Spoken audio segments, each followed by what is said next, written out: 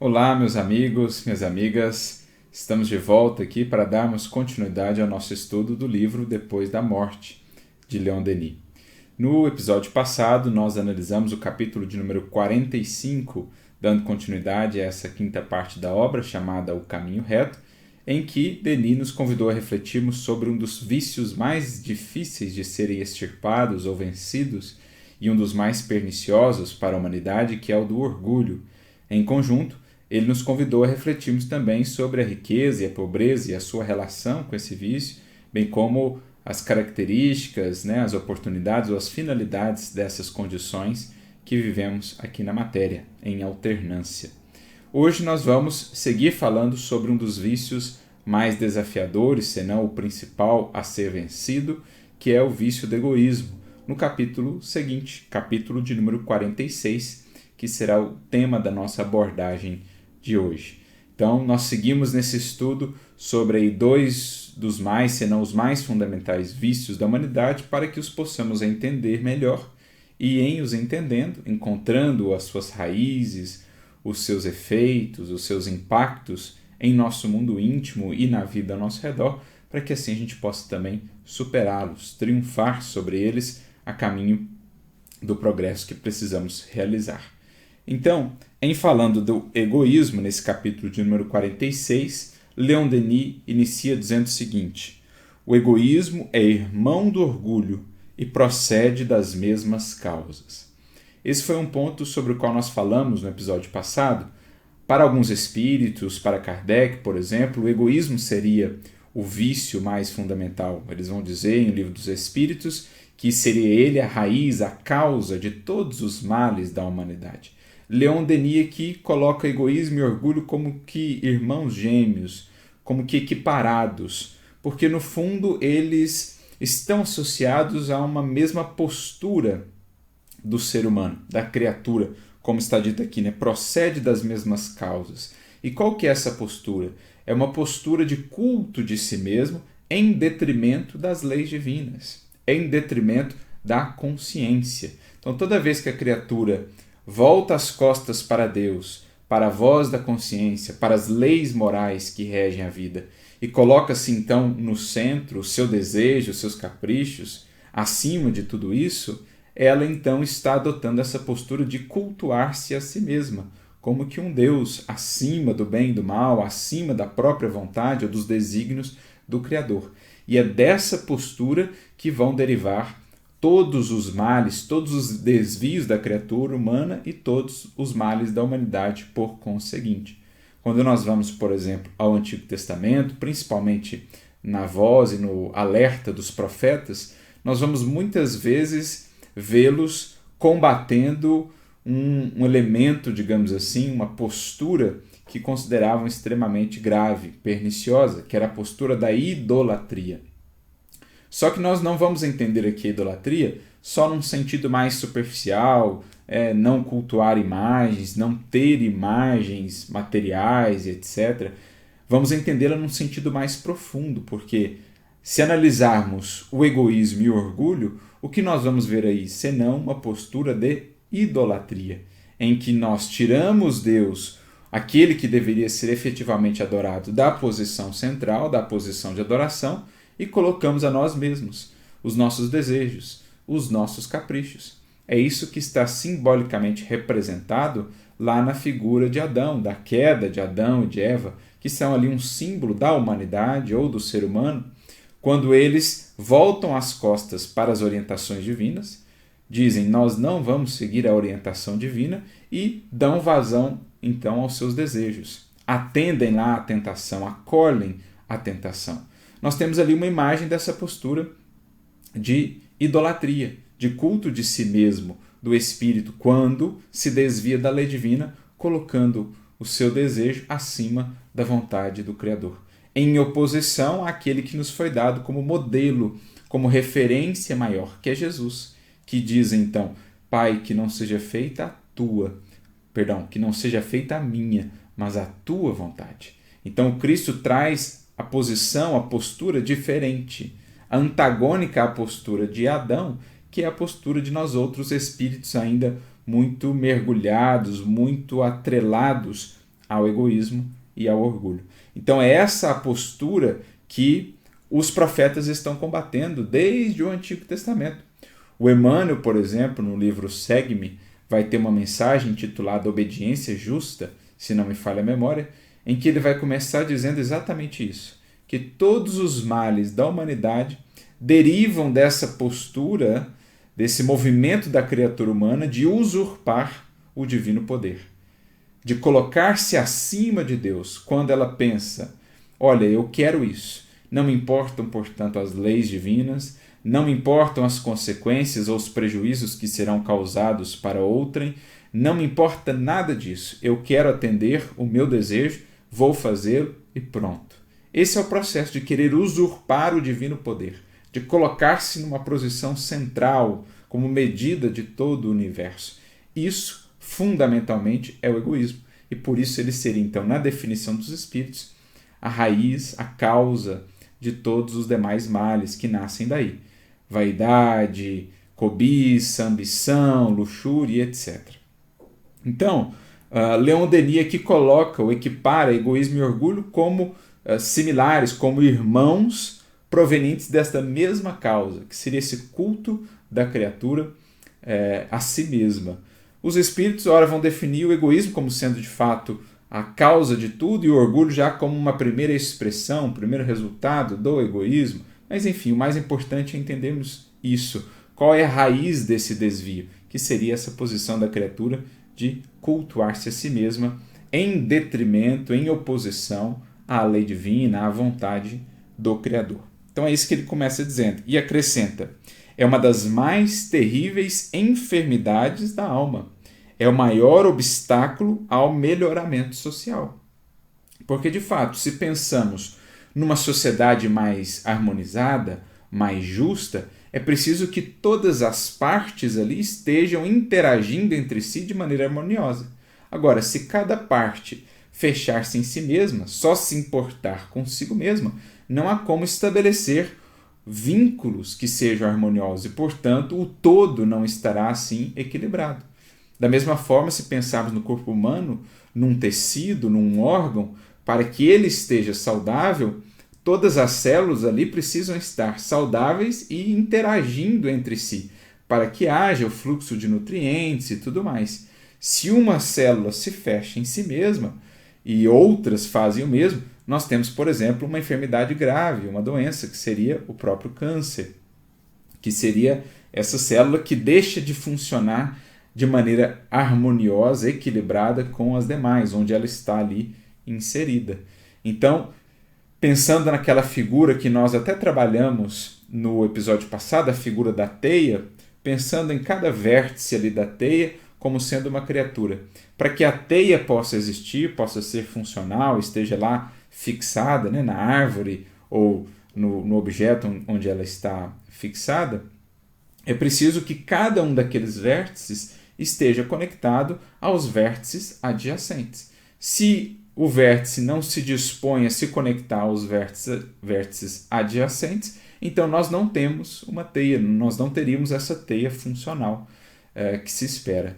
Assim também a sociedade. É preciso que cada vértice, cada pontinho daquele a representar um indivíduo esteja disposto a estabelecer esses laços, esses vínculos com as outras partes, para que então tenhamos uma sociedade funcional, uma sociedade saudável. Porque esse outro exemplo, essa é outra imagem de que Leon Denis vai se servir aqui, comparando o egoísmo a uma enfermidade. Primeiro, a nível do indivíduo, mas que naturalmente repercute a nível social. Assim também Kardec e os espíritos vão definir o egoísmo, por exemplo, em O Livro dos Espíritos. Kardec, no comentário da questão de número 917, vai inclusive definir o egoísmo como sendo uma epidemia, ou como tendo um caráter epidêmico. Nós ficamos a pensar nas muitas epidemias ou pandemias pelas quais a humanidade já passou, uma inclusive recentemente, mas outras em outros tempos que foram também bastante desafiadoras. E, de fato, né, elas geraram muita angústia, geraram muitas complicações, mas nenhuma delas sequer se equipara ou se aproxima dos males e dos prejuízos causados por essa que é a maior e mais duradoura de todas as epidemias na humanidade, que é a epidemia do egoísmo, que ainda está em curso e que estamos buscando vencer, especialmente a partir do advento do Evangelho, que é a grande terapêutica curativa da epidemia, da chaga, da enfermidade do egoísmo, por meio do medicamento maior, que é o amor, que é a caridade, que é também a educação espiritual, como o próprio Kardec e os Espíritos vão definir nessa questão de número 917, de O Livro dos Espíritos, a educação moral, a educação bem compreendida, como sendo o melhor caminho, o mais efetivo processo para vencermos o egoísmo.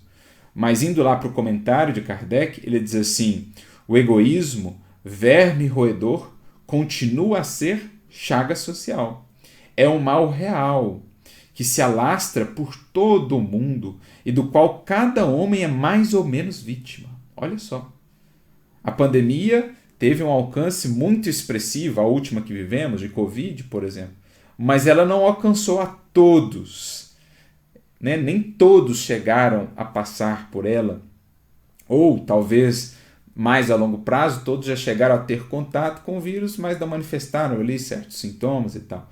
Mas em termos de egoísmo, todos nós estamos contaminados em maior ou menor grau, somos mais ou menos vítimas do egoísmo, sobretudo do egoísmo que há em nós, mas também do egoísmo de outros que repercute na sociedade, nas relações, nas instituições. Então, para a gente ter uma ideia do alcance, e é algo multissecular, diferentemente das pandemias pelas quais já passamos, das epidemias, que tem geralmente um período mais ou menos longo, mas bem curto, comparado ao egoísmo que a humanidade vem vivendo, né, desde tempos remotos. Aí. Cumpre, pois, combatê-lo como se combate uma enfermidade epidêmica. Para isso, deve-se proceder como procedem os médicos, ir à origem do mal. E aí ele vai seguir trazendo as suas considerações sobre as causas do egoísmo e também o medicamento como sendo a educação. Essa educação bem compreendida à luz do Espiritismo, à luz do Evangelho de Jesus. Então, só para a gente entender melhor qual é a dimensão desse desafio que nós temos por frente, ou pela frente aí, por vencermos. E que Jesus vai à frente, como sendo o divino médico das almas, tendo nos apresentado no seu Evangelho realmente o imunizante, o medicamento que possa nos auxiliar a combater essa enfermidade ou essa epidemia. Mais adiante, ainda no mesmo parágrafo, Leon Denis prossegue. Por isso, a preocupação constante de todos os amigos do progresso, de todos os servidores da justiça, deve ser a de combatê-lo. Então, todo e qualquer espírito que vai despertando minimamente para os seus compromissos com o todo, com a coletividade, que vai saindo daquela postura de autocentramento exclusivista, que vai deixando a caverna do eu, do egoísmo puro, todo espírito que vai ganhando um pouco mais de lucidez e de consciência, vai sentindo o seu dever cada vez mais crescente por vencer o que ainda exista de egoísmo em si, ajudando assim a combater o egoísmo social, aquele que ainda permanece, aquele que ainda marca as relações, as instituições humanas, que refletem, digamos, uma condição média, uma condição geral das criaturas humanas. Então, todos os amigos do progresso vão voltando a sua atenção para esse que tem sido o maior entrave ao nosso progresso individual e coletivo, o egoísmo. E qual a melhor maneira de combatê-lo? A gente já trouxe aqui justamente a sua antítese. Se o egoísmo é esse autocentramento em que tudo gira em torno de mim, é o eu, meu, para mim, uma espécie de sorvedouro, a antítese será então a resposta, a proposta, que é a antítese justamente que o Cristo nos apresentou, a da oferta, a do serviço, a da abnegação, a da caridade. Por isso nós temos essa oposição que é tão marcante e tão elucidativa no contexto das Escrituras. Adão, que é o símbolo da criatura humana, ainda egoísta, ainda muito exclusivista, ainda muito orgulhosa. Adão volta as costas à orientação divina e cede à tentação. Dá vazão ali à sua paixão, aos seus caprichos. É como se ele dissesse: Pai, que não seja feita a tua, mas a minha vontade. Em oposição, Jesus mais tarde diria: Pai, que não seja feita a minha, mas a tua vontade.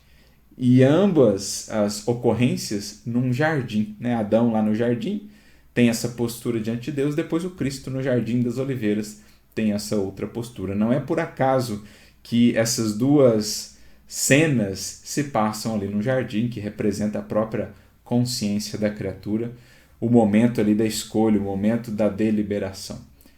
Temos o egoísmo de um lado, a representar os estágios iniciais da evolução, e temos a caridade plena de outro, a representar a culminância da evolução em Cristo. Então olha que bonita, toda essa trajetória de Adão ao Cristo, nós temos o processo sintetizado do que seja a evolução. É o que Paulo também vai tratar na sua primeira carta aos Coríntios, capítulo 15, quando faz essa comparação entre o primeiro Adão e o que ele chama de último Adão, que seria o próprio Cristo. Prosseguindo aqui, Denis, no parágrafo seguinte, o egoísmo é a persistência em nós desse individualismo feroz que caracteriza o animal, como vestígio do estado de inferioridade pelo qual todos já passamos.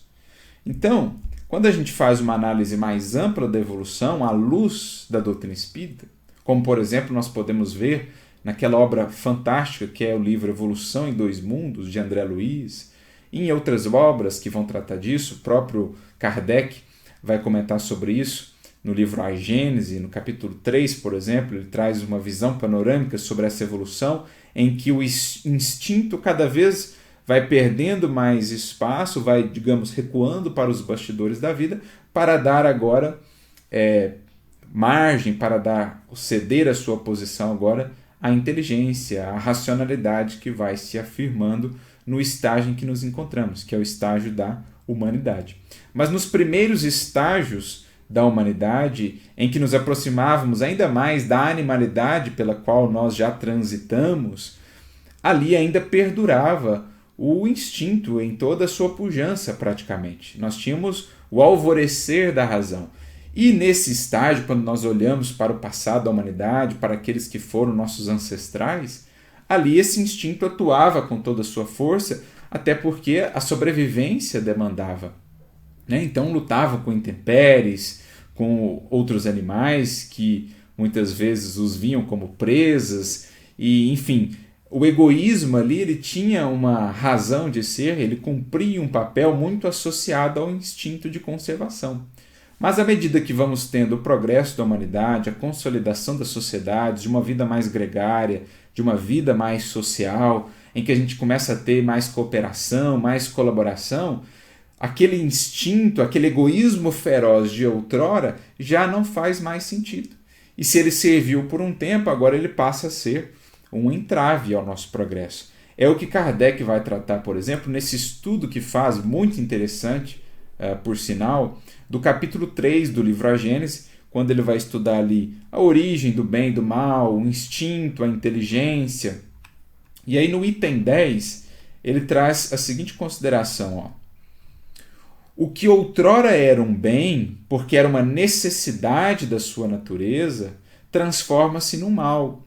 Não só porque já não constitui uma necessidade, como porque se torna prejudicial à espiritualização do ser. Então é o que Denis está falando aqui. Aquilo que caracterizava-nos outrora lá na animalidade ou nos primeiros estágios da humanidade, que tinha sua função, com o passar do tempo, ao invés de ser algo agora útil, funcional, passa a ser, na verdade, um entrave. O que outrora foi um bem ou foi necessário, deixa de ser e passa a ser agora um obstáculo à própria espiritualização do ser.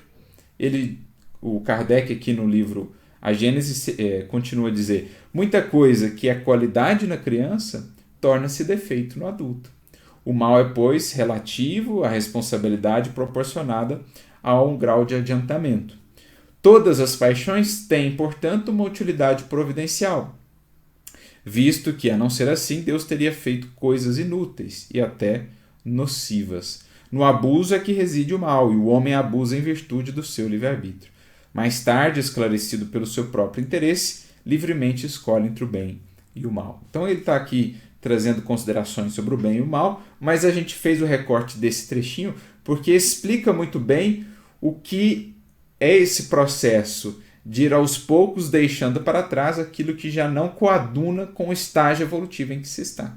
Então, outrora, muito vinculado ainda ao instinto de conservação, o egoísmo, né, que é a persistência em nós desse individualismo feroz, que era útil ali para a manutenção do ser, para lutar contra as intempéries, contra outros, para garantir a sobrevivência, aquilo vai cedendo espaço à medida em que vamos consolidando cada vez mais uma vida social e aí uma proposta de colaboração mais do que de disputa, uma proposta de uso racional dos recursos da inteligência mais do que simplesmente um instinto cego que muitas vezes não consideraria tanto a figura do outro, né, a figura do próximo. Então, aqui em perfeita consonância com o que Kardec diz lá para nós no livro, A Gênese.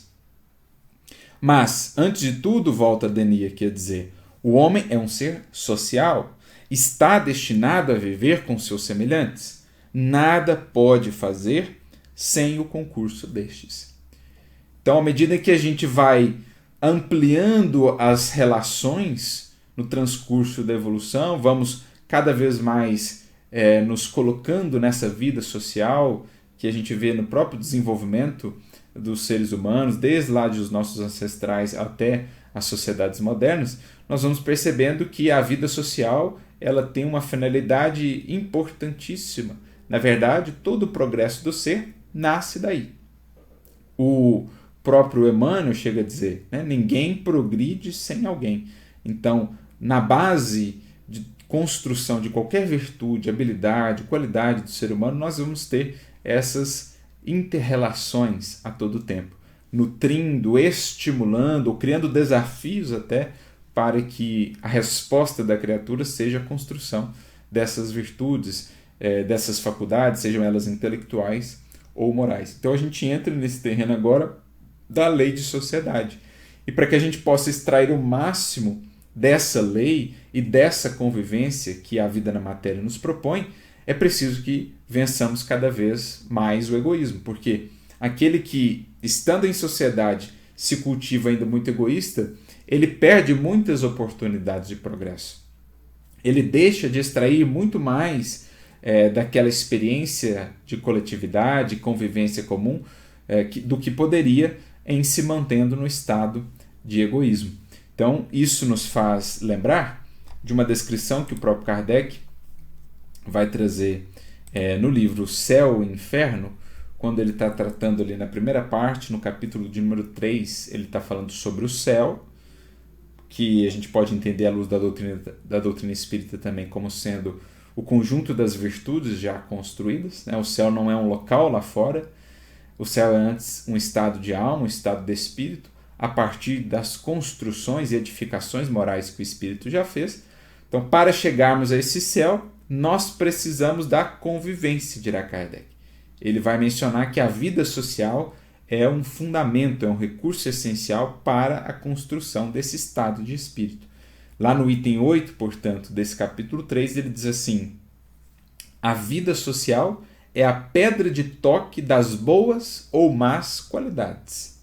A bondade, a maldade, a doçura, a violência, a benevolência, a caridade, o egoísmo, a avareza, o orgulho, a humildade, a sinceridade, a franqueza, a lealdade, a má-fé, a hipocrisia, em uma palavra, tudo que constitui o homem de bem ou o perverso, porque ele listou aqui não só virtudes, mas também, digamos, vícios, tudo que constitui o homem, a criatura humana, tem por móvel, por alvo e por estímulo as relações do homem com seus semelhantes.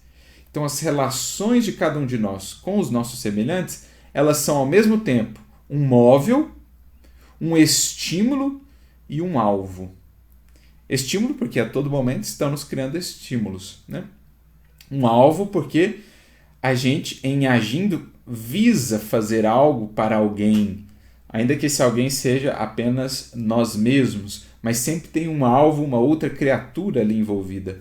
Assim também um móvel, né? Aquilo que nos move a agir, aquilo sobre o que agimos. Então, móvel e alvo sempre tem ali uma criatura. O móvel pode ser eu mesmo, o alvo também, mas o móvel pode ser uma pessoa querida, e para isso eu vou agir junto a uma outra pessoa. Então sempre móvel e alvo tem alguma pessoa ali, algum ser ali. E também os estímulos que então brotam naturais e diários dessas relações. Tudo isso é que vai definir, que vai ajudar a construir no tempo as boas ou as más qualidades de cada criatura, de cada espírito. Por isso ele continua: para o homem que vivesse insulado não haveria vícios nem virtudes. Preservando-se do mal pelo insulamento, o bem de si mesmo se anularia. Porque só há de fato o bem quando ele é exercido nesse contexto de coletividade. Quando ele tem um móvel, uma meta que não seja única e exclusivamente voltada para mim, mas que abarque agora a figura do próximo, a figura do meu irmão em espírito, também filho de Deus. Então, assim, Kardec define a importância da vida social para o espírito. E se ele, em meio a essas relações, mantém-se egoísta, mantém-se ali como uma ostra fechada em si mesmo, né? Ou aquele bichinho que vocês, não sei se já viram no jardim, o tatu bolinha, aquele que você encosta nele, ele se fecha, fica fechadinho, ou mesmo um tatu bola. Se ele fica ali fechado, ele deixa de usufruir, de aproveitar as imensas possibilidades, embora muitas vezes desafiadoras, que a vida social lhe traz. E aí o que acontece com ele? Recordamos da questão 768 do Livro dos Espíritos, quando, tratando da lei de sociedade, Kardec pergunta aos benfeitores se, ao procurarmos a sociedade, existe ali algo de providencial, ou se seria apenas um movimento assim pessoal, um sentimento pessoal, ou se há algo por detrás desse anseio da criatura humana de buscar a vida social. E os espíritos então responderão: o homem tem que progredir. Insulado, não lhe é possível isso, por não dispor de todas as faculdades. Então a gente precisa desses contrastes, daquele que avançou mais nisso, enquanto que nós já avançamos mais em outra coisa, a gente tem algo a contribuir com ele, ele tem algo a contribuir conosco, e assim nas múltiplas relações, nos inúmeros vínculos que vão se estabelecendo, mas para serem aproveitados é preciso que a gente esteja aberto a essa interação. E o egoísmo justamente fecha essa interação, ou pelo menos a faz de uma via de mão única apenas, né? Visando apenas o nosso interesse e não também o serviço, a contribuição ao próximo. E aí os espíritos acrescentam: falta-lhe o contato com os outros homens. No insulamento, ele se embrutece e estiola. Então olha que resposta, o final aqui principalmente, marcante. No insulamento, o espírito, o ser humano, se embrutece e estiola. Quando a gente se fecha no egoísmo, a gente se torna bruto, porque a gente como que reflete aquela postura lá do pretérito, a animalidade de onde vínhamos, aquele instinto puro, cego muitas vezes. A gente se embrutece. Quando a gente vê os danos, as consequências do egoísmo no âmbito social, a gente percebe a bruteza de alguns corações, no estado de egoísmo em que ainda estão. Quando pensamos na guerra, quando pensamos na miséria, muitas vezes, na imensa maioria das vezes, produtos diretos aí do egoísmo humano, a gente percebe melhor o que é essa bruteza. A criatura, embora vivendo em sociedade, ainda está muito fechada nos seus interesses. A gente pode pensar isso em termos de sociedades ou de grupos ou mesmo de nações. Uma nação que convive com outras nações, mas que ainda está tão fechada nos seus interesses egoísticos, só da sua nação, só para os seus filhos, para os seus cidadãos, que ela não se importa da dureza de expressão que ela vai ter para com outras nações, para com outras coletividades, por exemplo, numa guerra, num processo de perseguição, num processo de exclusão. Então o egoísmo ele nos embrutece. Não é que a gente retrograde, os espíritos não retrogradam, mas é como se a gente expressasse aquele fundo vicioso, aquele pretérito que de alguma maneira ainda está vivo em nós, né? Por escolha deliberada, a gente manifesta essa face menos polida do nosso ser. Mas, ao mesmo tempo, ele se estiola. Da mesma maneira que a gente se embrutece, mostra esse lado mais bruto, mais áspero, a gente também estiola, porque a gente vai perdendo recursos, a gente vai se enfraquecendo. Aquele que vive só para si, ele deixa de receber a seiva da vida, ele deixa de comungar, ele deixa de receber essa luz do sol, do amor. Aquele que se fecha lá na caverna do egoísmo, perde o contato com essa luz vivificante do sol do amor, da verdade.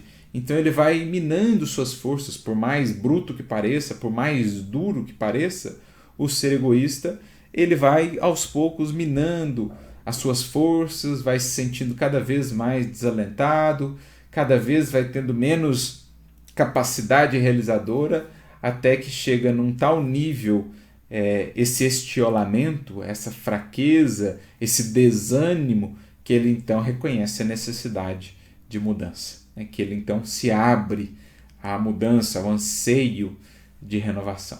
Porque só no intercâmbio com outras vidas é que a seiva divina e vivificante do amor pode fluir através de nós, através de um povo. Aquele que se fecha em si, se estiola, morre, torna-se estéril. Aquele que se abre ao movimento da vida, do amor, da doação e da comunhão, torna-se fértil, fecundo.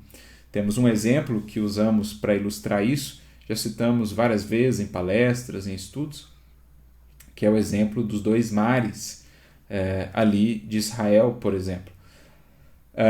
Quando Jesus, ali da região, da Palestina como um todo, quando os sábios daqueles tempos iam debater sobre as questões espirituais a partir de exemplos da natureza, por vezes eles recorriam ao exemplo ali dos 2 mares, na verdade lagos, pelo menos o mar da Galileia parece mais um lago do que propriamente um mar.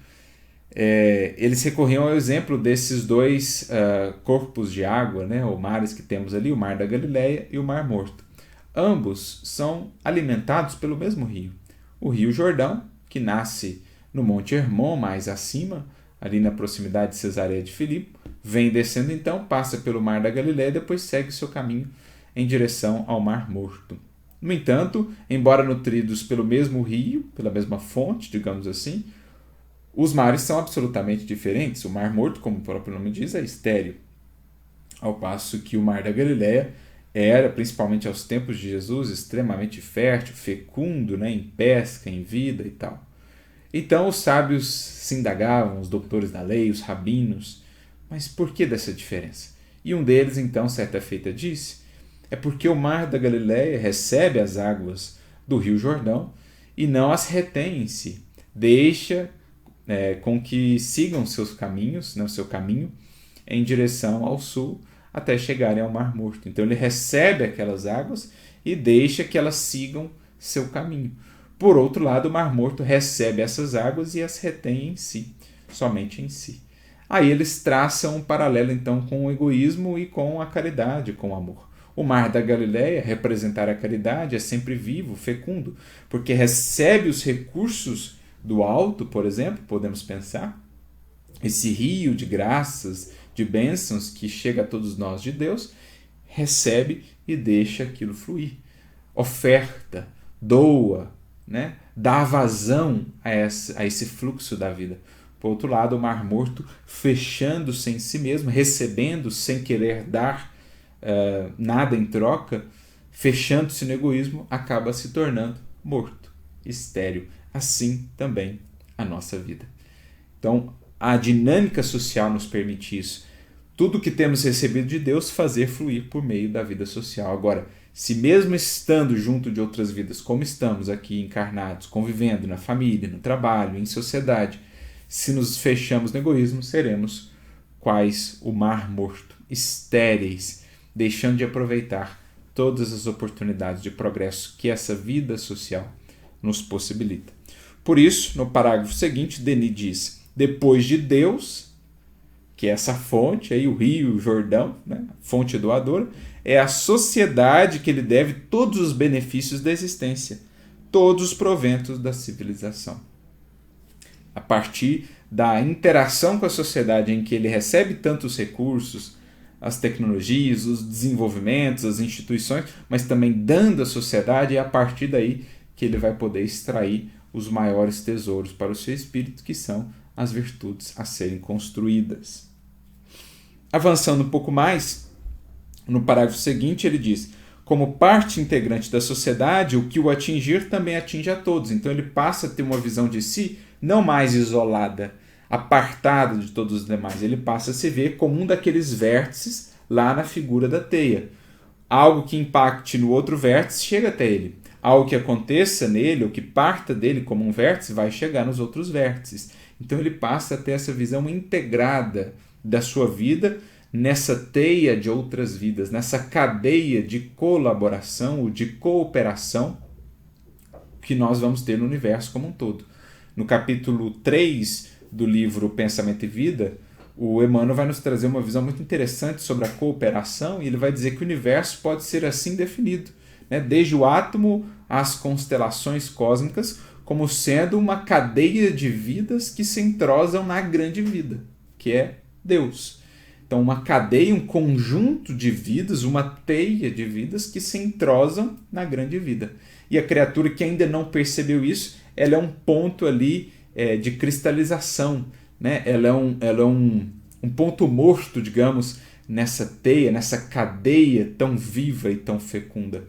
Ela ainda é ali uma célula cancerosa nesse tecido harmonioso que define todo o universo para nós. Então a gente precisa passar a ter essa visão integrada da nossa vida nessa cadeia de outras vidas. É por essa compreensão dos laços sociais, da lei de solidariedade, que se mede o egoísmo que está em nós. Então, quanto mais a gente já tiver essa compreensão, menor a expressão de egoísmo em nós. Quanto menos analisarmos a vida por esse prisma, maior ainda a expressão de egoísmo em nós. Quanto mais, ao fazer uma coisa, eu pensar no impacto disso nessa teia da sociedade, a começar pela família, por aqueles mais próximos, mais isso é um indicativo que eu já estou começando a vencer o egoísmo. Por outro lado, quanto menos eu pensar no impacto das minhas ações para outras vidas, mais um indicativo de que eu ainda estou bem atrelado ao egoísmo. Então, a gente consegue ter uma medida do nível de egoísmo a partir da própria visão que nós temos da vida e da nossa relação, da nossa vida com outras vidas. Aquele que souber viver em seus semelhantes e por seus semelhantes não temerá os ataques do egoísmo. Então olha que frase bonita. Aquele que souber viver em seus semelhantes. Então é aquele que passa a pensar com lucidez, com consciência, que tipo de influência eu estou gerando no meu semelhante. Eu quero viver no meu semelhante, mas eu quero viver da melhor maneira. Eu quero viver sendo na vida dele uma lembrança agradável, um conselho amigo, sendo ali uma virtude que eu estimulei, que eu incentivei ele a construir. É esse o tipo de marca que eu quero deixar no meu semelhante.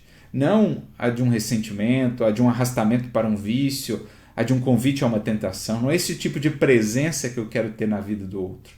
Eu quero estar ali presente nele como quem, ao se lembrar de mim, se lembra de algo pelo que agradece, pelo que se felicita, algo que se tornou para ele uma fonte de paz, um conselho, uma virtude que foi incentivada.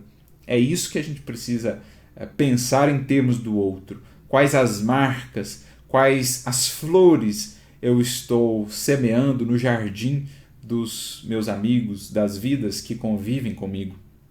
Então aquele que souber viver em seus semelhantes, viver ali com sabedoria e por seus semelhantes. Então viver também por eles, não uma vida exclusivamente centrada em mim. Uma vida que agora englobe a felicidade dos outros também no meu projeto de felicidade. Até porque a felicidade então será maior. No dia que realmente aprendemos a nos felicitar com os outros, não teremos como fonte da nossa felicidade apenas a nossa felicidade própria, mas também a dos outros. Então só se multiplicará a felicidade, as bênçãos, as fontes de alegria. Esse é o caminho para irmos nos libertando de toda e qualquer amarra ou vínculo com o egoísmo. Saber viver no outro deixando ali marcas positivas para o seu progresso, e saber viver pelo outro, envolvendo no meu projeto de vida, de felicidade, pensando as minhas ações também a partir dos impactos gerados para os outros. Nada fará sem primeiro saber se aquilo que produz é bom ou mal para os que o rodeiam, sem indagar com antecedência se os seus atos são prejudiciais ou proveitosos à sociedade que integra. Então ele vai tendo ações mais refletidas. Ele vai tendo uma visão mais ampla, mais profunda quanto ao alcance dos seus atos, né? Antes a gente tem aquela visão assim de viseira, não sei se vocês já viram, às vezes aquele cavalo que está ali numa carroça e tal, que usava aquela viseira, né? Então ele tem um ângulo mais restrito de visão. Na medida em que a gente vai vencendo o egoísmo, a gente vai tirando essa viseira, a gente vai tendo uma visão mais ampla, assim, em todas as direções, vai tendo uma maior noção do alcance de nossos atos à distância de nós, em outras vidas. Isso é o indivíduo que está libertando-se aí do egoísmo e da sua estreiteza, né, do seu insulamento. No parágrafo seguinte, ele vai falar agora de uma das manifestações do egoísmo, que é a avareza. Não só a avareza no que diz respeito a recursos monetários, mas a avareza em múltiplos níveis a gente pode pensar. A avareza, por exemplo, quanto ao conhecimento espiritual. Eu, tendo conhecimento do Evangelho, da mensagem de Jesus e do Espiritismo, se eu não me proponho a aplicar aquilo na minha vida, no fundo eu estou sendo avaro com aqueles conhecimentos. Não é tentar impô-los à força sobre outros, mas eu preciso fazer com que eles alcancem outras vidas, especialmente, principalmente, a partir da minha própria. Isso é não ser avaro com a luz que eu já recebi. Então a gente pode pensar essa avareza em termos de todos os recursos e possibilidades que temos no mundo, desde os monetários àqueles do conhecimento, à questão da própria saúde. Se eu uso a minha saúde física, o meu vigor físico só para alcançar fins que me dizem respeito, só para alimentar as minhas sensações, os meus desejos, se eu não uso o meu vigor físico, a saúde que me foi ofertada por Deus, para também criar a felicidade para outros, eu estou sendo avaro. Eu estou pensando só em mim. Então a avareza ela é uma das expressões fundamentais aí do egoísmo. E Denis vai dizer assim, é uma das mais repugnantes formas do egoísmo, pois demonstra a baixeza da alma que, monopolizando as riquezas necessárias ao bem comum, nem mesmo delas sabe aproveitar-se. Então, riqueza que podem ser tanto entendidas aquelas de recursos monetários, a gente até falou no estudo passado que quando nós temos, por exemplo, a prova da riqueza, cabe ali ao espírito colocar isso a serviço da coletividade. Não tomar aquilo como sendo seu por direito e para sempre, né, perpetuamente, e utilizar aquilo só para a satisfação de gozos, de caprichos, de interesses. Não. Ele vai movimentar aqueles recursos a serviço da coletividade. Também a riqueza da inteligência, a riqueza da saúde, a riqueza do poder. Você vai usar o poder só para os seus interesses, ou para do seu grupo, ou você vai usar o poder como quem realmente dinamiza as coisas, a sociedade, amplia oportunidades, possibilidades a partir do poder que tem, do encargo que tem. Então isso é não ser avaro, é não monopolizar isso para si ou apenas para um grupinho, para os seus, é colocar isso no dinamismo da vida, permitindo que tudo flua, as forças, os recursos fluam, gerando o máximo de bem possível ao maior número de corações. Né? O próprio Emmanuel ele tem uma imagem de que se utiliza várias vezes quando vai falar, por exemplo, do dinheiro, nos livros, nas mensagens, né? Ele tem até um livro muito interessante chamado Dinheiro. Ele vai usar a seguinte imagem, ele vai comparar o dinheiro, a sociedade ou o tecido social com aquilo que nós temos no nosso próprio organismo. Ele vai dizer assim que o dinheiro é como se fosse o sangue que deve circular e nutrir o tecido social, gerando o progresso comum, né? Gerando aí o bem comum. Quando o dinheiro ele deixa de fluir como deveria para nutrir o tecido social, ali nós temos então um coágulo. E o nome desse coágulo seria a avareza. Quando a criatura retém só para si e não faz com que o dinheiro seja como que esse sangue que circula, que faz fluir os nutrientes, as oportunidades, o crescimento e o progresso comum, ele se torna ali um coágulo, que é muito danoso para o organismo físico, quando pensamos, mas também para o organismo social. E esse coágulo atende aí pelo nome de avareza. Então, a avareza seria como que um coágulo naquela região do tecido social. O avarento, por seu amor pelo ouro, ou por seu ardente desejo de adquirir, empobrece os semelhantes e torna-se também indigente. Então, ele tanto deixa de gerar muito mais bem, angariando para si muitas fontes de bênção e alegria depois, como também ele próprio não consegue usufruir daquilo. Porque nessa ânsia de querer sempre mais, e de reter, ele mesmo não consegue usufruir daqueles recursos para si, ele se torna um indigente. Então, quantas e quantas vezes não vimos aí em obras espíritas exemplos, ou mesmo nas nossas convivências, histórias familiares, histórias que ouvimos falar, de criaturas que tinham muitos recursos, mas que viviam ali numa indigência, que viviam num desespero com aqueles recursos, num medo de perder, num medo de lhe tomarem aquilo. Relatos de espíritos que no mundo espiritual não falam do sofrimento que foi ver a partilha daqueles bens. Então tinham, entre aspas, tinham aquilo, mas eles próprios não usufruíam e deixavam ainda de gerar tantas bênçãos ao seu redor. Tornavam-se indigentes morais também, a partir dessa postura de avareza. Recordo-me aqui daquele exemplo que está registrado no livro No Mundo Maior, lá no capítulo de número 18, né? André Luiz vai ali a regiões sombrias com os benfeitores, e ali eles vão auxiliar alguns espíritos. Ele encontra um grupo de espíritos que haviam sido avaros, usurários, durante a sua última encarnação. Dentre eles estava ali o seu próprio avô, que ele acaba reconhecendo de maneira surpreendente ali. E aí ele via que aquele grupo, né, eles estavam num processo assim de alucinação mesmo. Eles se apegavam à matéria ali do local onde estavam, lama, se apegavam àquilo, porque no fundo viam ali moedas de ouro. E o André e os benfeitores, vendo de fora, viam a condição lastimável daqueles espíritos, né, do próprio avô ali, que ele tem a bênção de poder ajudar. E aí na descrição da condição desses espíritos, o benfeitor Calderaro diz assim: são usurários desencarnados há muitos anos. Desceram a tão profundo grau de apego à fortuna material transitória que se tornaram ineptos ao equilíbrio na zona mental do trabalho digno. Então, perturbaram a mente por incapazes de acesso ao santuário interno das aspirações superiores. Está falando aqui daquele conceito de casa mental. Eles estavam tão fixados na ideia do dinheiro, da posse, do apego, que não conseguiam subir às zonas superiores da mente e ficavam ali naquele estado de autômatos, fixados no monoideísmo da posse, naquelas alucinações que viviam, vendo o ouro onde não existia, vendo ouro em tudo.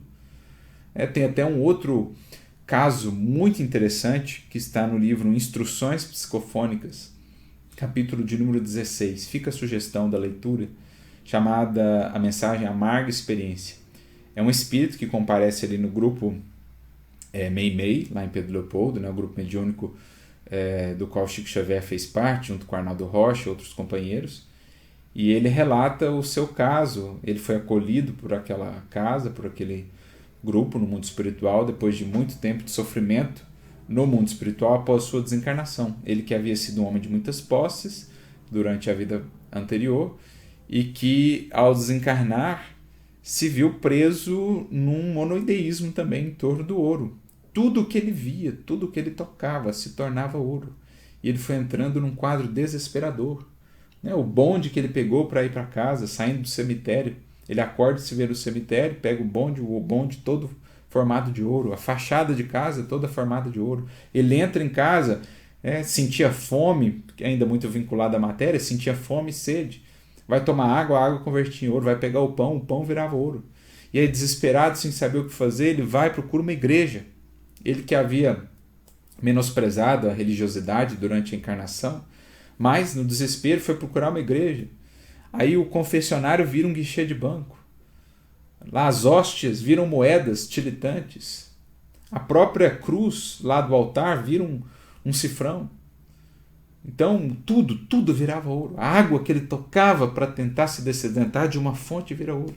Até que então ele se lembra de um companheiro, de um conhecido durante a encarnação, que havia sido espírita, já desencarnado. Ele se lembra então, ele abre campo, na mente, abre ali uma fresta, e aí esse amigo aparece para ele e consegue levá-lo então para o grupo mediúnico, onde ele inicia um processo de terapêutica. E aí 2 anos depois ele comparece trazendo essa mensagem. Uma mensagem bem impactante para ilustrar o que é esse monodeísmo enquistante, fixação mesmo mental.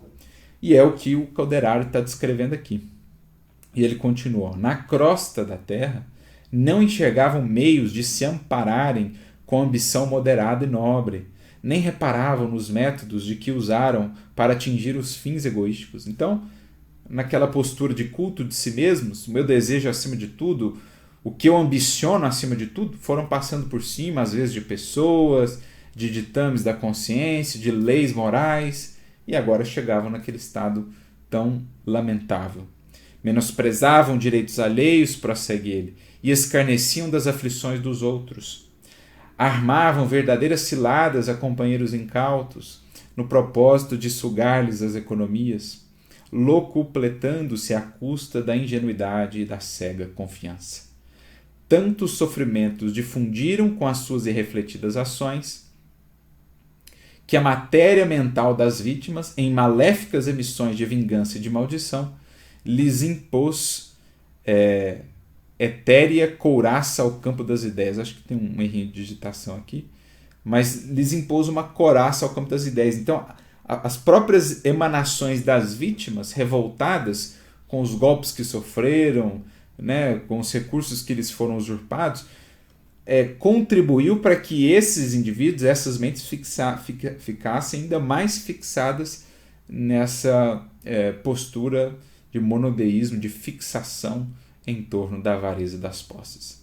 Assim, atordoadas, fixam-se estas nos delitos do pretérito, transformando-os em autênticos fantasmas da avareza, atormentada pelas miragens de ouro neste deserto de padecimentos. Miragens de ouro num deserto de padecimentos. Não podemos predizer quando despertem, dada a situação em que se encontram. Então, só para ilustrar o que está dito aqui, o avarento, por seu amor pelo ouro, por seu ardente desejo de adquirir, empobrece os semelhantes e torna-se também indigente. Mais adiante, no parágrafo seguinte, ele prossegue: nenhum sentimento elevado, coisa alguma do que constitui a nobreza da criatura, pode germinar na alma de um avarento, porque ela está como que fechada em si mesma. É um sorvedor, ao invés de algo que desabroche, que floresça, que oferte beleza, luz e progresso à vida, ela é um buraco negro que só absorve, que só suga, sem algo dar para a vida, algo que realmente represente progresso. A inveja e a cupidez que o atormentam sentenciam-lhe uma existência penosa e um futuro mais miserável ainda. Que é o exemplo que nós citamos aqui lá da mensagem Amarga Experiência, o espírito que relatou a sua condição no mundo espiritual depois de uma vida em que o dinheiro, em que as posses haviam sido a sua principal, quase que a sua única meta existencial. Avançando um pouco mais, no parágrafo seguinte, Leon Denis nos diz: vós que procurais a paz do coração, fugi desse mal repugnante e desprezível. Mas não caiais no excesso contrário. Não desperdiceis coisa alguma. Sabei usar de vossos recursos com critério e moderação. Então, para combater o egoísmo, não vale também uma prodigalidade irrefletida, sem discernimento. Todos os recursos que recebemos devem ser usados com espírito de doação, de caridade, mas também com bom senso, com equilíbrio. Sair distribuindo a mancheias, a pretexto de vencer o egoísmo, né? Distribuindo mais por vaidade, por status, ou sem método, sem equilíbrio, é diminuir até a possibilidade de bem que poderíamos fazer. Se a gente usa os recursos com critério, a gente pode multiplicar ainda mais o bem. Agora, se a gente sai desperdiçando, etc., aí a gente acaba não fazendo tanto bem quanto poderia. E aí a gente não está realmente alcançando um caminho de virtude, de bom senso, de equilíbrio. Né? Temos até uma mensagem do Emmanuel no livro Pão Nosso, capítulo 171, se não me engana aqui a memória, em que ele fala da lei do uso. Ele lembra aquele gesto de Jesus depois da multiplicação dos pães, está registrado no capítulo 6 do Evangelho de João, quando Jesus pede que os discípulos guardassem o que havia sobrado. Então ele alimentou a multidão, mas ele falou, olha, guarda o que sobrou para a gente usar depois, né, em outras condições. Então nada de desperdício, nada de excesso. Já comeu tanto, vamos dar mais que é para acabar logo. Não, vamos usar dentro do equilíbrio. Se sobrou, vamos usar para quem tem mais necessidade. Então, não cair também na prodigalidade. Saber usar com método, com discernimento, com lucidez os recursos que temos. O egoísmo traz em si o seu próprio castigo. Qual que é o principal castigo, consequência infeliz do egoísmo? O próprio insulamento em que ele vive. Não poder contar, não conhecer, não usufruir das alegrias da amizade, das alegrias da comunhão, das alegrias da fraternidade, da partilha. Isso o egoísmo desconhece. Então, ele já traz em si o próprio castigo. Como ele diz mais no final desse parágrafo, encontra o vácuo por toda parte, na existência terrestre, como depois da morte, porque homens ou espíritos todos lhe fogem, porque ele viveu só para si, não estabeleceu laços, então depois não consegue encontrar laços com os quais contar. Então, essa é a sabedoria da lei divina. Ela já traz para aquele que desvia, o próprio desvio já traz em si a consequência infeliz, que vai gerar incômodo, que vai gerar alguma forma de dor, convidando a criatura a repensar os caminhos, a buscar novamente uma postura de equilíbrio, a remediar aquele desequilíbrio que foi estabelecido. Aquele que, pelo contrário, aproveitando-se do trabalho já encetado por outros, sabe cooperar, então cooperação, integrar-se nessa teia, nessa cadeia de vidas, como temos falado, na medida de suas forças para a obra social e vive em comunhão com os seus semelhantes, fazendo-os compartilhar de suas faculdades e de seus bens, ou espalhando ao seu redor tudo que tem de bom em si, esse se sente mais feliz. Porque primeiro é a felicidade de sentir-se útil, que traz paz de consciência, que harmoniza a criatura com a lei divina, que fundamentalmente é uma lei de amor. Então a primeira felicidade é de sentir-se útil, de sentir-se um instrumento de Deus, do alto, de Jesus. E mais, a felicidade que ele gera volta para ele em ondas de contentamento que não pode medir, multiplicadas ao centro. Então será a felicidade de sentir o amor fluir por si e a felicidade de sentir depois a gratidão, a felicidade que foi criada em outras vidas, retornando para ele. Ainda que essa gratidão não exista, o simples fato de já sentir a felicidade de ser útil já é em si uma alegria assim incomparável a qualquer sensação, a qualquer satisfação ou prazer mais imediato da matéria, ou mais imediatista. Sua alma, diz ele mais adiante, vibra em harmonia com todos os espíritos esclarecidos generosos. Então ele entra em harmonia, em comunhão com os espíritos que operam no amor. E não há alegria maior do que estar em comunhão com esses espíritos já sublimados, o próprio Mestre. Avançando um pouquinho, ele diz então no próximo parágrafo: nosso papel não é, pois, o da abstenção, ou seja, de fugirmos à convivência, à cooperação, mas sim o de pugnar continuamente pela causa do bem e da verdade. Então, nos envolvermos. Não é sentado nem deitado que nos cumpre contemplar o espetáculo da vida humana em suas perpétuas renovações. É de pé. Então, não é sentado ali nas nossas facilidades, nas nossas comodidades, nem deitados na preguiça, na estagnação, é de pé, em movimento, ativos e cooperativos, que nos cabe partilhar da vida em sociedade. Eis o caminho de vencer o egoísmo. Praticando mesmo essa cooperação, essa disposição em oferta, em serviço, que é a caridade, sua própria antítese.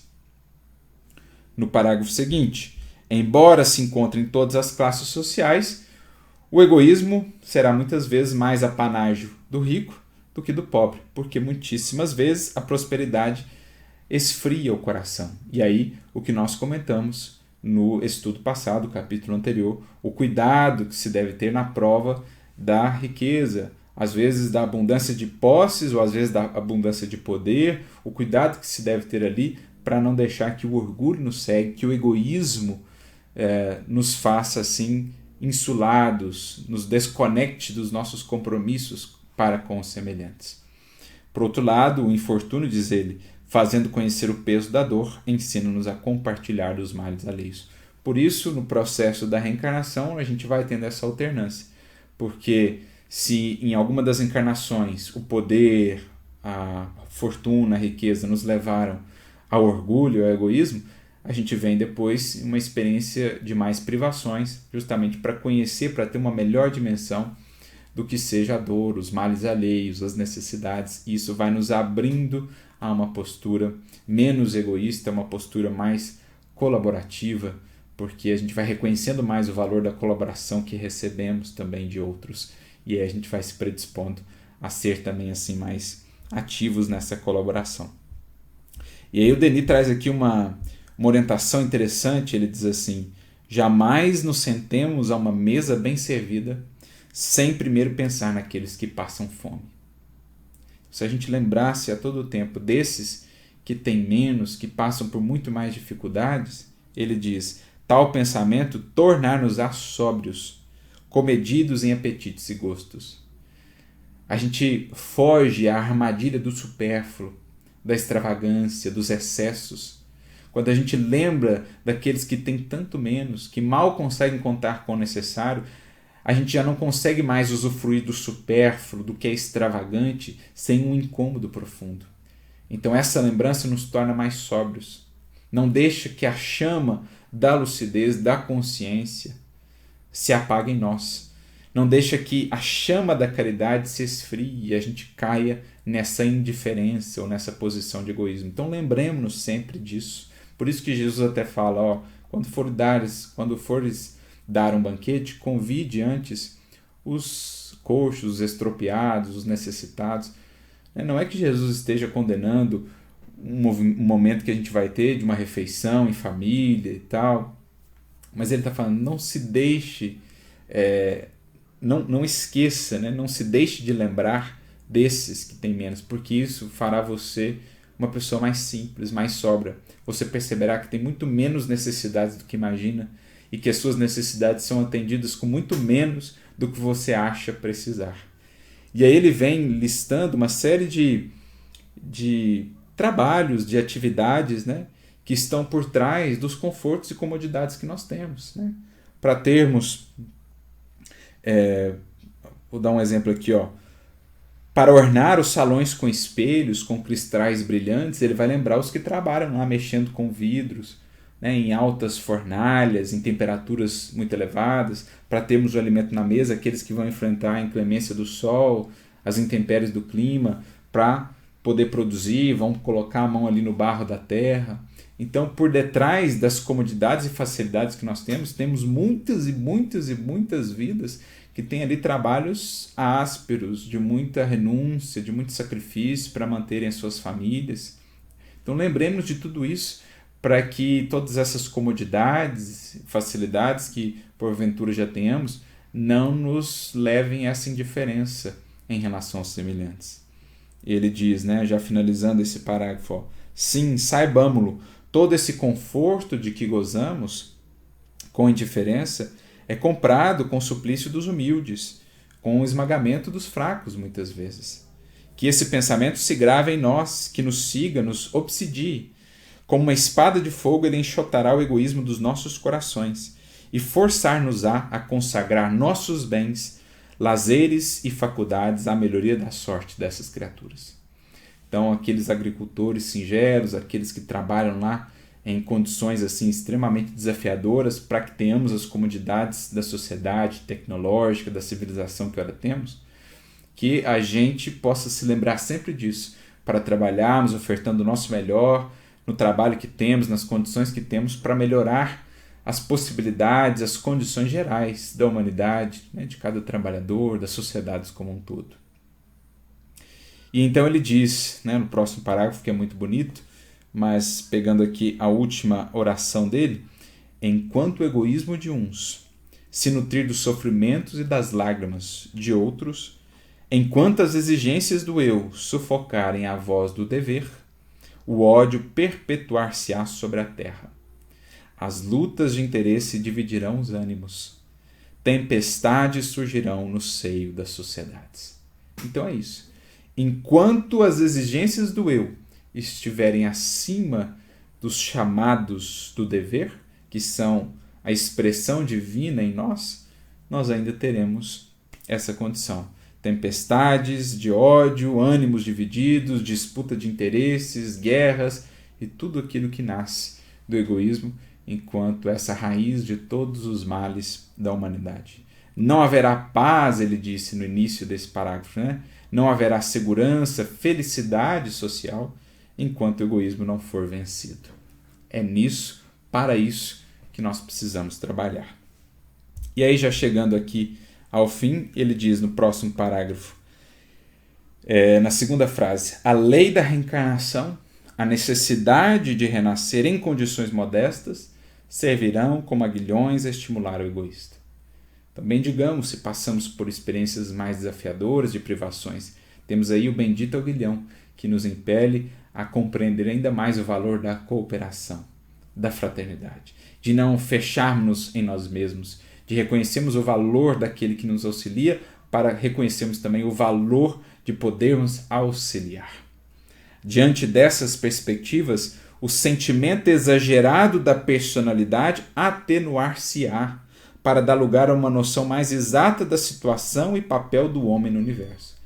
Então, uma noção exagerada da personalidade que encontrará a sua justa medida, nem excessiva, que alimente aí o orgulho e o egoísmo, mas também nem muito abaixo, que leve àquela postura de falsa modéstia, né? Aquele desapreço por si mesmo, não presto para nada, não sirvo para nada, sou um zero à esquerda.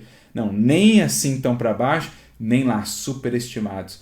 A justa medida. Somos úteis, embora imperfeitos, mas somos úteis. Então essa é a medida que nós precisamos ter para vencer o egoísmo. Nem a superestimação, nem essa minoração excessiva, esse desapreço, essa menos-valia a nosso respeito.